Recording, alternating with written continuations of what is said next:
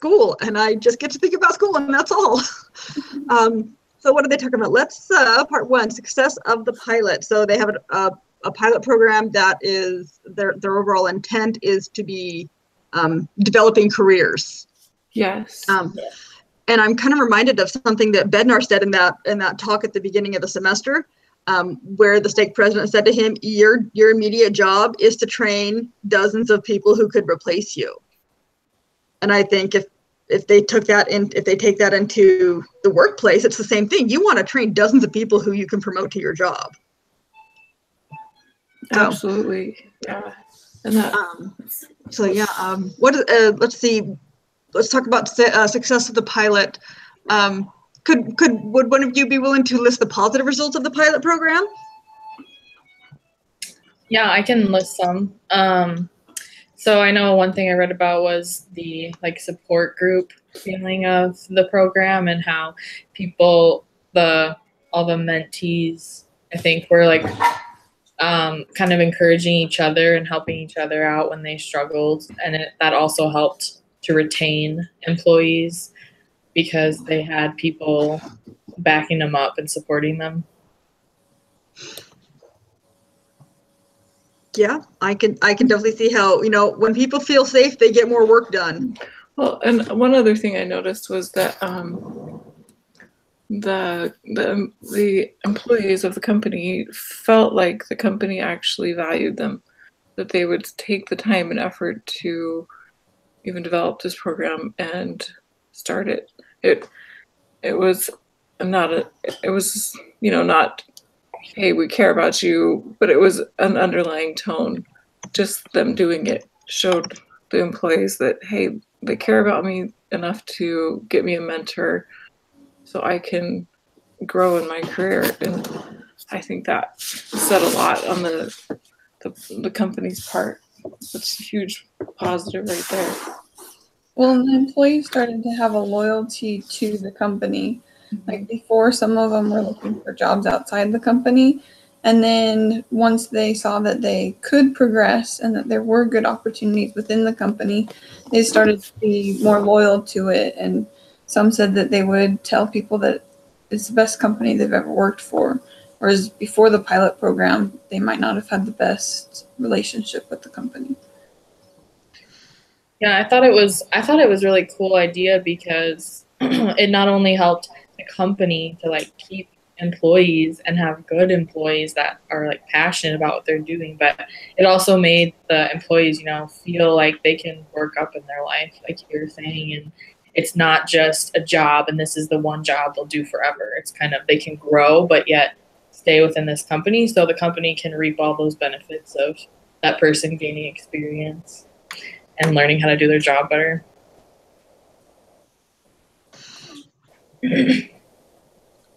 All right. So let's see.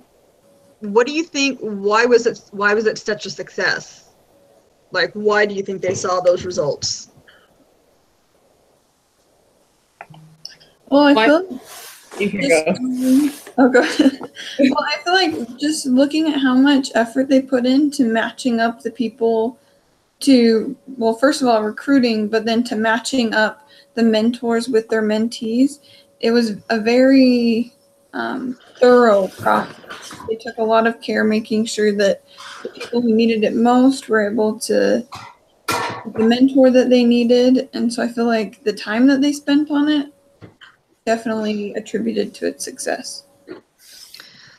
Yeah, I think one of the things they mentioned here is the voluntary nature of the program. And I think it's completely crucial because think of it, you're in a corporate environment and it's in banking, which is, not the least perilous thing you could do. And it's because it's voluntary, it turns it from if it was compulsory, it'd be a minder.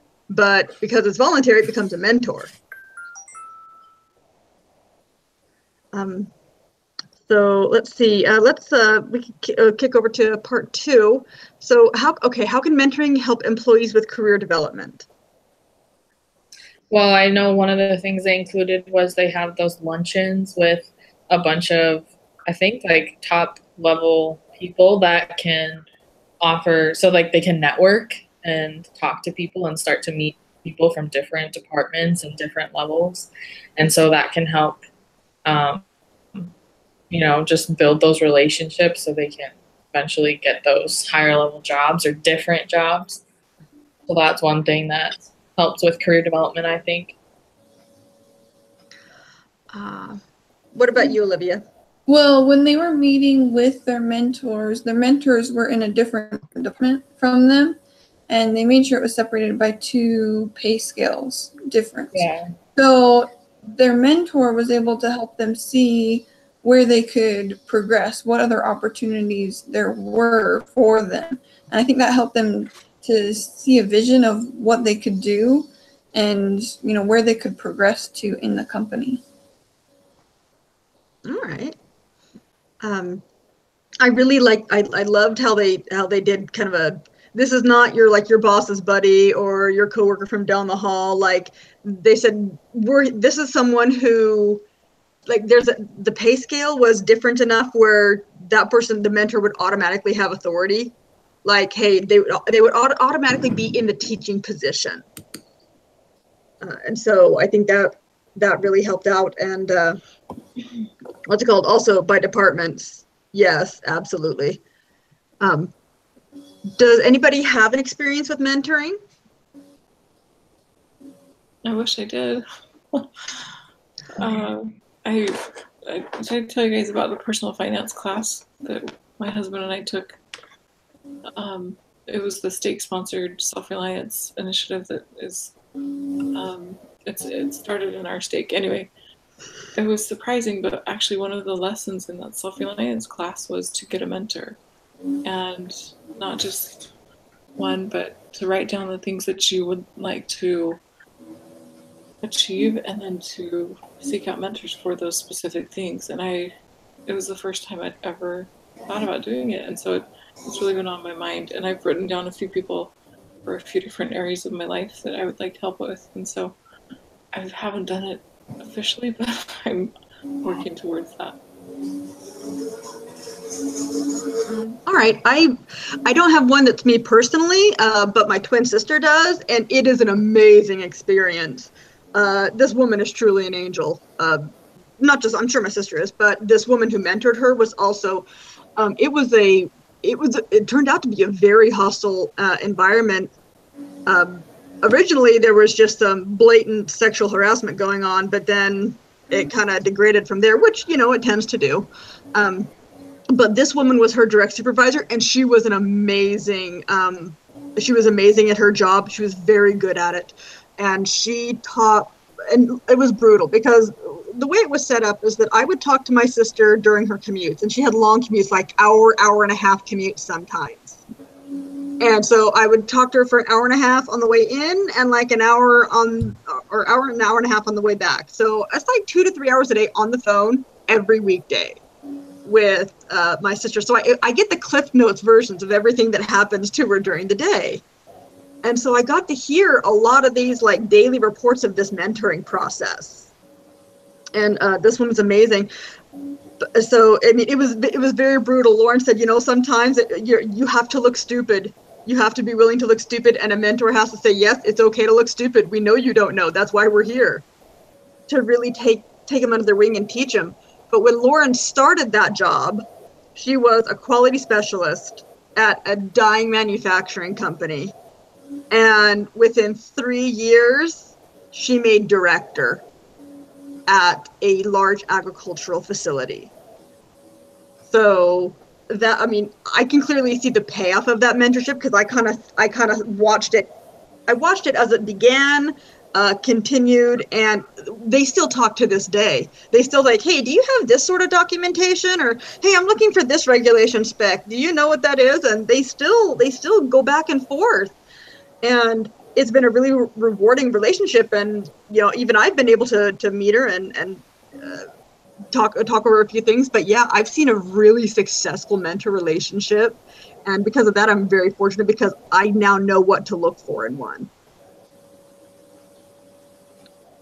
Yeah, that's awesome. Thank you. Let's see.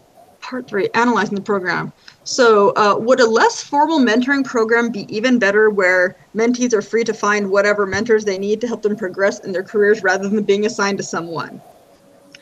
Absolutely not.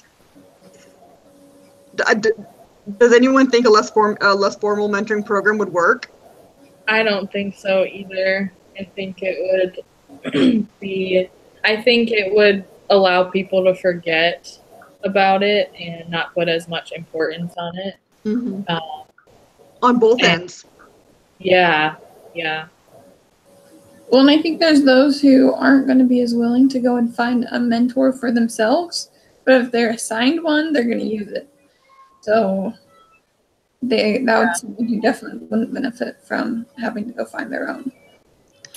I keep thinking about another, I don't know if this would apply in the business world, but as part of the addiction recovery program, there's sponsors, and in that setting, it's always voluntary, and there's, of course, people seek out the sponsor, and that is the only way to do it, because in that setting, it has to be coming from the sponsee. It can't be forced upon them. They have to be ready for it. Does that make sense?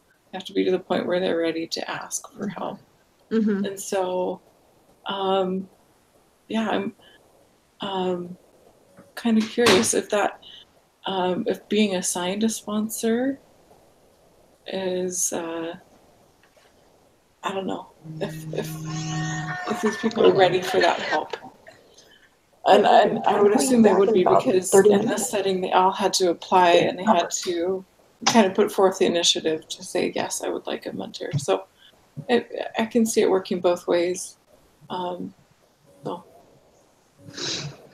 I mean, it's kind of like when you get a boss, sometimes it works out, sometimes it doesn't. Maybe that could be with a mentor. I actually did have a mentor that didn't work out in my last days of working for Tea Party. And, you know, she offered me a few things. She offered me what she could, but beyond that, I learned what I could from her. But I was still grateful for the experience at the time. But I think less formal, like I think about what does the church have to do to get people to follow basic, normal rules? Well, like, there's no coercion there.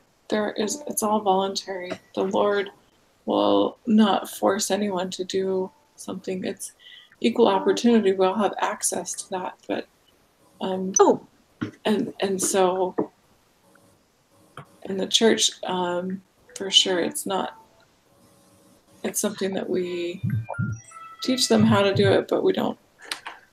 There's no forcing or no coercion there.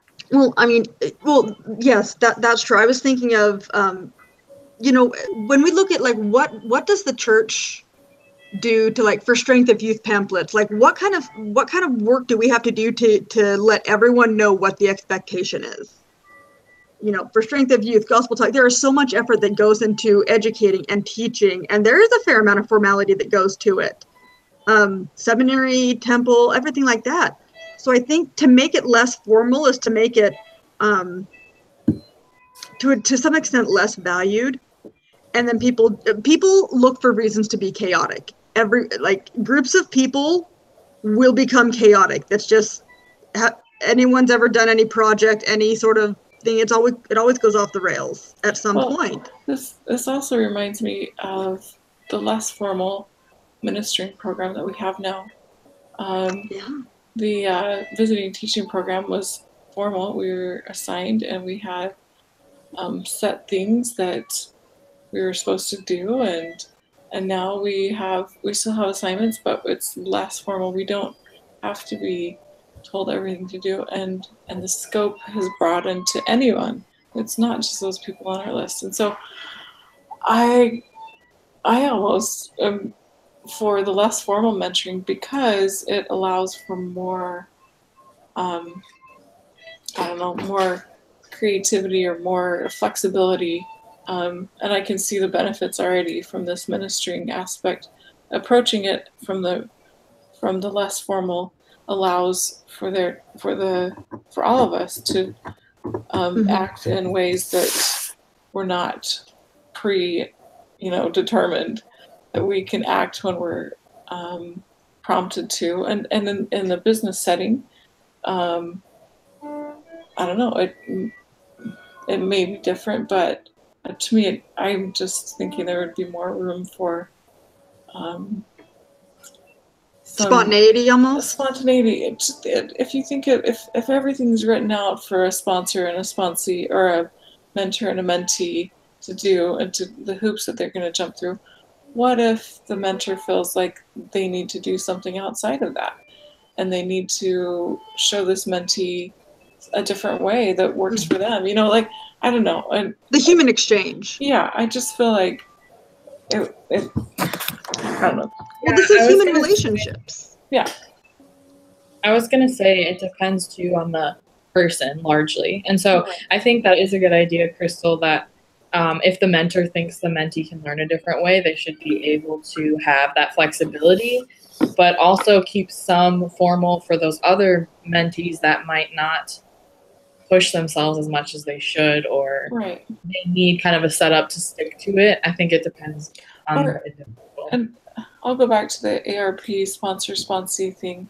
It's all led by the sponsee. It's the sponsor, and in this case the mentor, is not the one who comes to the sponsor, to the mentee, and says, well, now you get to do this. It's all on the sponsee's head to ask for that help and to go at the pace that they're ready for. And so and it's they are leading it essentially, and the mentor or sponsor is the one who is there and willing to move when asked, and so having the mentee take responsibility for this, and that it's really up to them. That is where I can see this working out really well, is when the responsibility shifts from the mentor to the mentee. I think that's reflective of the gospel as well. The student seeks the teacher. That's how successful education works, is the student has to seek the teacher. And it's not, the mentor with their thumb, well, you haven't done this, and da-da-da-da-da. It's all coming from the... Trust me, there is a field in which the teacher seeks the student, and that field is politics. Yeah. Here's what you ought to do. Yeah, so... There was a question here, and I love what you said, Crystal. I actually hadn't thought about it that way, and that's definitely a case for it. One of the things I was thinking about is, you've got a group of mentors, a group of mentees, and it says, why would a company want to create a formal mentoring program rather than allowing mentoring relationships to form more naturally? And one of the pitfalls I see of that is that people tend to seek out people who are like themselves, and that may not be the best teacher if you want to learn something new. My twin sister is one of her first mentors, if not her first mentor. Like, she's this overweight white woman, single mom, 3 kids in Eastern Washington, working in a lab after getting a 2-year degree, or while getting a 2-year degree in chemistry and an accounting certificate. And her first mentor was a Greek international businessman. And he had a completely different perspective on life, how deals were made, how to get what you want, how to negotiate. And he was a great mentor, but he was nothing like her. And there's no reason they should have gotten along. So I think taking care, an outside set of eyes, taking care of like, who do we think would work well together, instead of just letting like seek out like, I think gives you more bang for your buck in a mentorship program. Well, and I definitely feel like that helps like broaden your perspective. Because when you seek out people that are only like yourself, they're more likely to just agree with your opinions. Mm-hmm. But if it's someone who's not like you, they're going to be like, wait a minute. And they'll get you to question, your way of thinking, and it'll help you grow. Well, this definitely goes back to our talk on diversity, where the different opinions can help you broaden, your own mind and learn more and grow as a person more. All right. So let's see. Let's think about what might have been improved in the program. Like, what would you change? I was sad that they didn't have enough. They only allowed 25 spots when there were way more people wanting to be part of it. I felt like somehow they should have facilitated. Do you think? I'm sorry, I interrupted you. Go ahead. No, I was like, oh, bummer. You know, like those people, they had momentum, they had desire. Will it be there when this program's like, you know, around again? Like strike when the fire's hot, kind of thing. I wonder if the amount of formality impacted the level of scalability that this program had. Were they too formal, and that's why they couldn't take more spots? Because the more formal something is, the more paperwork it is, the longer it takes to do one person. Kind of like going to the DMV. That's really formal, and it'll take you 3 hours. No one wants to be there, but still. So I wonder, because you do need a certain amount of formality to make sure that the program achieves what you want it to, but you also have to build in scalability because this is a giant bank. Only 25 spots? Yeah. That's an afterthought. I also think something needs to be done about the time that it was taking up. I don't necessarily think it should take up less time, but if something can be worked with like supervisors to make it so that, because it kind of sucked to see that people had to miss like 2 days of work just for this and then make that up. So I think that is a major disadvantage for mentees. I agree, but this, if you looked at it, I think this was early 2000, and so this was before text and before, not quite before email, but I don't think a lot of things that could have saved a lot of time were being utilized or were even around or available. You know, they didn't have what we're doing right now. They couldn't have a class like this then. And I totally agree. There could be much better time management. Or as, like my kids say, the prehistoric days before YouTube. Well, and I think some of the people who weren't eligible for the program, because I know that they had restrictions on if you had like attendance, you were on probation for something in the company, you weren't eligible for this program. But I think for those employees that may be struggling with something that put them on probation, they could benefit the most from the mentoring. That maybe they aren't motivated to come to work, and having a mentor help them see, the greater vision of the company would help them be more successful in the job force. So I think being more open-minded to who could participate. Yeah, that's true. Well, I mean, that kind of piques my interest because when they're talking about the moving forward, like why they want to know, why do you think less people signed up for the second round? Because it was so formal, such a headache, so many hoops to jump through to get. I don't know. That's my thought. See, I agree with the people who are struggling need mentors. Just as bad, if not more so, than the people who are getting it together. But every organization, including the church, has minimum requirements. Like, in order to be baptized and be a member of the church, you have to promise to do these things. And if you don't do those things, you can be removed from church membership. And so I think every organization, they're going to establish that, hey, here's our minimum requirements. Because there's also, they don't want to waste the mentor's time. And so I think they're trying to be respectful of everyone's time, but in the process, I think what they're measuring, the metrics of what constitutes minimum requirements, I think could use a little bit more tweaking. So what they're measuring, I'm sorry, go ahead. All right. Well, I wonder if we made it less formal, would that take away all the process of matching mentees with mentors? Because I think that was like part of their success in the beginning. I think maybe that they had that matching process in place. And if you took that away, would you take that away if you made it less formal, or would you keep that? I like the matching process. I would still keep it so that the mentors and the mentees don't choose each other. Although honestly, I think the mentors should choose because they're the ones that have to do the heavy lifting. But maybe they say, hey, if you're going to sign up to be a mentor, here's like 3 people or whatever that are interested in you or whatever. I don't know.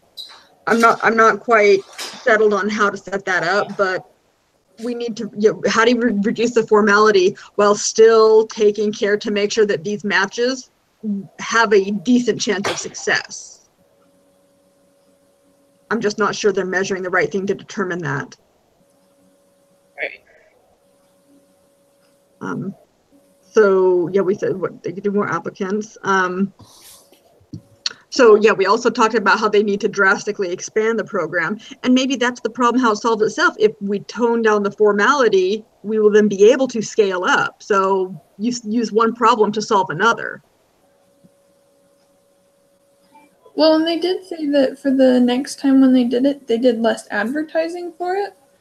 And I feel like maybe they should have done just as much advertising as they did for the first one. Because they were going on the assumption that word of mouth would have been enough. But I think seeing, your applicants drop, it just goes to show that, that advertising phase probably did a lot to say, look, we're starting this up again.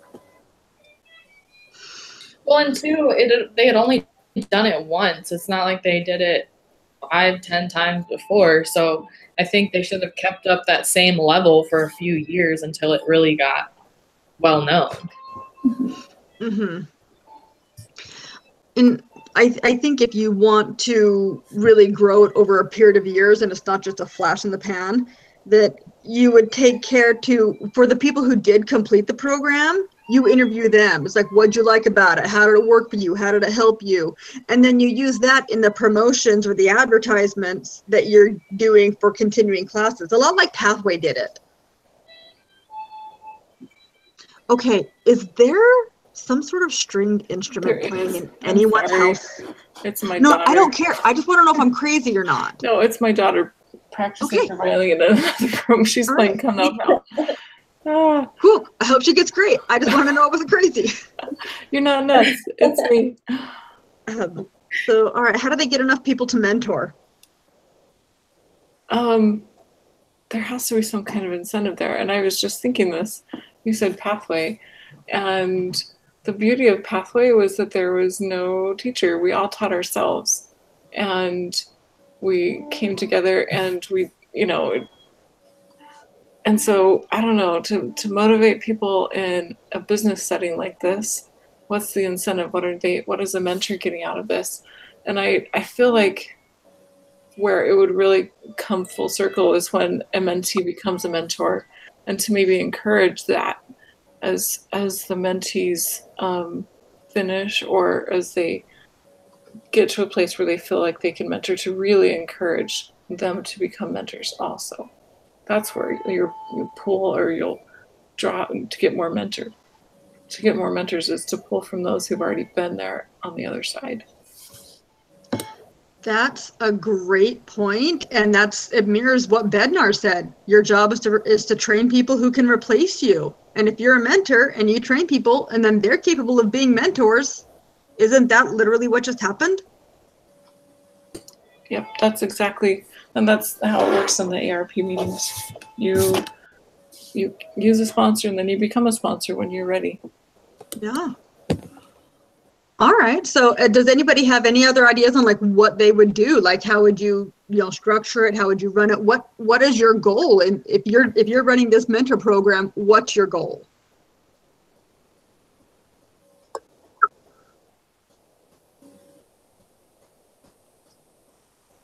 Okay, no one has any goals. Okay. I think my goal would be, one, to get more people in it.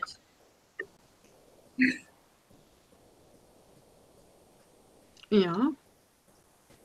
I think as well you would want to make sure that the results of the mentor program were long-term, that they didn't just get them excited for 1 year, but that you saw them continue to progress through the company like multiple years in a row.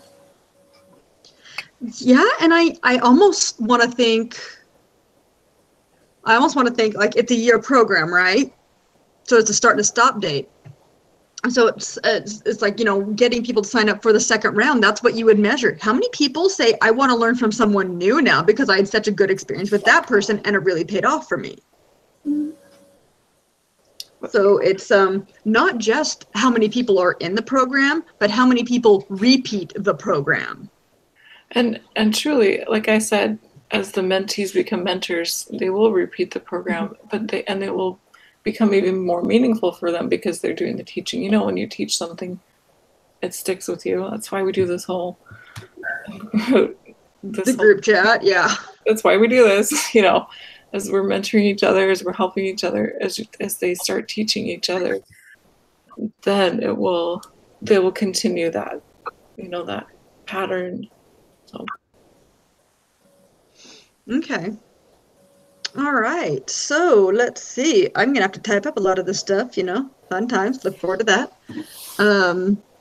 Anything else that we want to look at or talk about? You could just stop the recording and then discuss what we're going to do for doohickey. All right. I'll stop.